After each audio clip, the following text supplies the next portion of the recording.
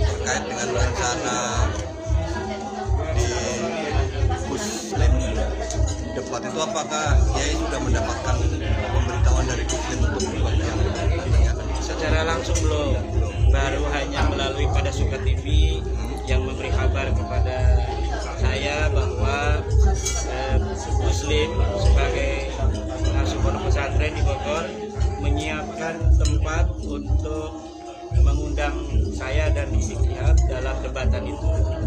Untuk langsungnya belum, secara resmi belum ada undangan itu ya. Kira-kira kalau nanti ada undangan resmi pasti Kiai datang? Ya, nggak boleh kita ngomong pasti, pokoknya siap. Siap gitu ya? Siap. Kalau menurut Kiai, bagaimana pandangan Rizik Syihab sendiri apabila dia diberikan undangan untuk ke Ansar Masjid? Kalau pandangan PWILS menantikan debat panas, debat ilmiah mengenai nasab antara Imaduddin dengan Habib Rizik Syihab. Kita lihat videonya terlebih dahulu, teman-teman semua. Terkait dengan rencana di Muslim debat itu, apakah Kiai sudah mendapatkan pemberitahuan dari Muslim untuk debat yang ini akan secara langsung belum, baru hanya melalui pada Suka TV yang memberi kabar kepada saya bahwa Muslim sebagai pengasuh pondok pesantren di Bogor menyiapkan tempat untuk mengundang saya dan Rizik Syihab dalam debatan itu. Untuk langsungnya belum, secara resmi belum ada undangan itu ya. Kira-kira kalau nanti ada undangan resmi pasti Kiai datang? Ya, nggak boleh kita ngomong pasti, pokoknya siap. Siap gitu ya? Siap. Kalau menurut Kiai, bagaimana pandangan Rizik Syihab sendiri apabila dia diberikan undangan untuk ke Ansar Masjid? Kalau pandangan Rizik Syihab, tanyakan sama Rizik Syihab. Kalau Analisa pribadi kayaknya nggak berani datang. Nggak berani datang. Kayaknya itu saja Kiai yang perlu saya sampaikan. Sudah secara lengkap tadi sudah disampaikan di acara, termasuk tantangan Rizik Syihab sudah disampaikan oleh Jenderal. Terima kasih atas waktu. Oke, sami-sami Ustaz Barul Ulum. Teruskan perjuangan di daerah Tegal. Nah, saya menunggu itu, mampukah mereka membela nasab mereka yang terbukti palsu menurut kajian epistemologis saya berdasarkan penelitian kitab-kitab nasab dan kitab-kitab sejarah yang bukan hanya nasabnya itu palsu, tetapi nama-nama yang disebut sebagai leluhur mereka itu juga terbukti sebagai leluhur yang fiktif. Kan ini kan luar biasa. Tetapi ini akademis, berdasarkan dalil dan referensi yang jelas. Mampukah Rizik Syihab untuk menyampaikan kepada masyarakat antitesis tentang tesis saya tersebut? Jadi saya sekali lagi menyampaikan sebuah apresiasi yang tiada terhingga untuk Muslim, Kiai kita dari Bogor, apabila betul dari pihak Rizik Syihab itu menerima tantangan dari Muslim itu, insya Allah saya akan datang. Siap Kiai Imad ya? Siap. Iya, ini saya konfirmasi nih. Saya catat ini tebal-tebal. Kiai Imad siap untuk berdebat dengan Habib Rizik Syihab, Pondok Pesantren Ibnu Agil. Ini kita harapkan ini bisa tergelar. Ini seringkali Kiai Imad di framing sebagai Kiai Imaduddin Al-Kaburi, karena di Banten itu Kiai Imad tidak datang. Ini cukup mengganggu apa tidak ini? Saya itu tidak terlalu memikirkan apa yang dipersepsikan orang terhadap saya. Jadi orang boleh berkata apapun tentang kita, dan kita tidak mempunyai kendali atas mereka.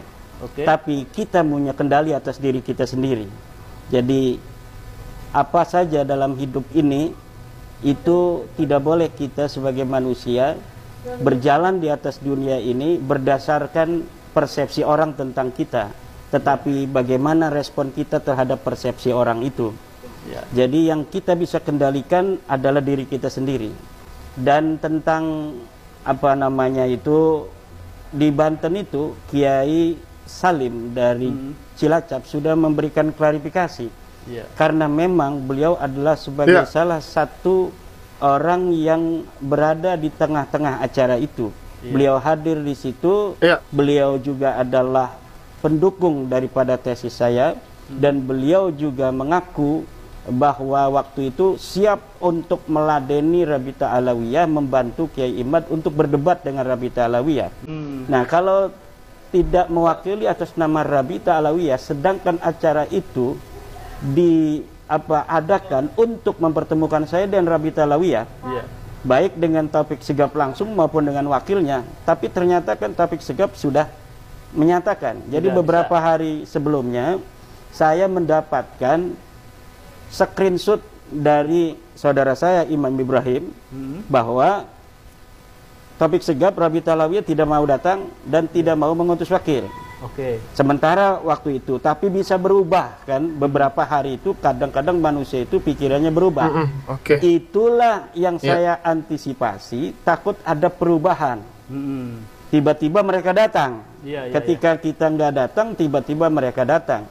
Akhirnya saya memberikan semacam surat mandat, karena itu juga diminta oleh Tengku Qori, bahwa Kiai agar ada sebuah kenang-kenangan buat saya dalam hidup saya merantau ke Jawa ini, bahwa saya pernah membela Kiai, membela nasab Rasulullah. Tolong bikinkan sebuah surat mandat atas nama saya dan beberapa perwakilan lainnya, akan saya laminating dan akan saya pajang katanya di tembok sebagai kenang-kenangan dalam hidup saya. Saya penuhi permintaan Tengku Qori itu. Saya membuat dengan tangan saya sendiri. Beberapa nama yang bersedia. Jadi saya belum kenal dengan Kiai Salim, saya belum kenal dengan Gus Aziz Jazuli, tetapi mereka sudah ada komunikasi melalui alat komunikasi bahwa mereka mendukung saya dan siap untuk bersama Kiai meladeni perwakilan Rabita Alawiyah yang ada di Banten. Kemudian ketika ditanyakan pihak Rabita Alawiyah atau yang hadir itu oleh Tengku, apakah Anda mewakili dengan Kiai Salim dari Rabita Alawiyah? Ternyata mereka tidak mewakili. Maka Kiai Salim mundur. Kiai Salim mundur, tidak mau, maka di situ hanya ada Tengku, ada Aziz Jazuli, Gus Aziz, dan satu lagi. Dan akhirnya ya itu terjadi debat kusir. Yang paling terkenal diam.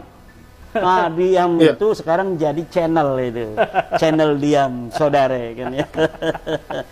Baik, ini kita bongkar sejarah tentang debat nasab. Baik, kemarin itu kan juga Habib Hanif dan kawan-kawan ya, Rumel Abbas juga membuat buku itu, jawaban mengokohkan bahwa nasab, keabsahan nasab Balawi. Kemudian Kiai Imad pun memberikan sebuah jawaban dengan buku yang tidak kalah tebalnya, malah lebih tebal Kiai Imad.